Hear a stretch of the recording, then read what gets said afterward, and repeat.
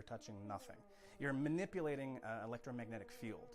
Imagine playing music with an instrument you never actually touch. I think it's probably the instrument that approaches the most the human voice, just because it can play every crack in between all the notes. The theremin was invented nearly 100 years ago by Russian physicist and engineer Leon Theremin, and it continues to fascinate. Aleks Schürmer is the only theremin instructor in the Montreal area. So this is the pitch antenna.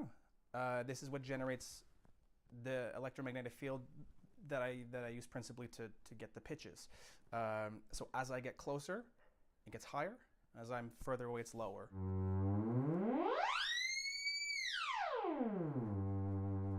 This will give me volume as well. Playing the instrument's low-level electromagnetic field requires stillness, focus, and spatial awareness.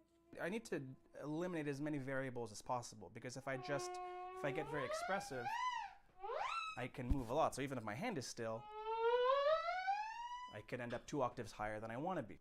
And then there's the pesky problem of interference. I can get radio signals, I can get truckers and cab drivers. We generate electromagnetic energy as well.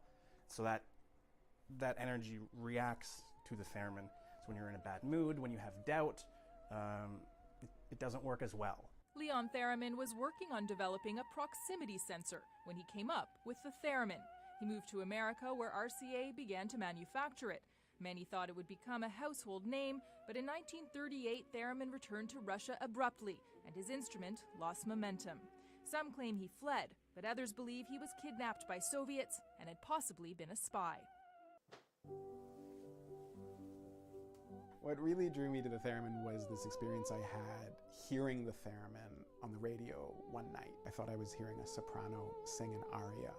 It was likely Clara Rockmore, the first theremin virtuoso and Leon's love interest. The instrument and the incredible story behind it sparked author Shawn Michaels to write his Giller Prize-winning novel, Us Conductors.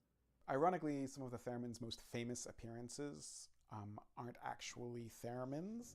So the Beach Boys' Good Vibrations has an instrument that is trying to sound like the theremin. The original Star Trek theme is, again, an attempt to sound like the theremin. But the real theremin has appeared often in pop culture. I said therapy, not theremin. What are you doing? Playing the theremin. It's in eerie film scores, and bands like Led Zeppelin have brought it on stage. Today, a few companies are producing theremins, and through YouTube tutorials and teachers like Schürmer, it's capturing imaginations once again. So it's sort of a strange convergence of like esotericism, science, and art. An old sound that still feels futuristic. Angela Mackenzie, CTV News.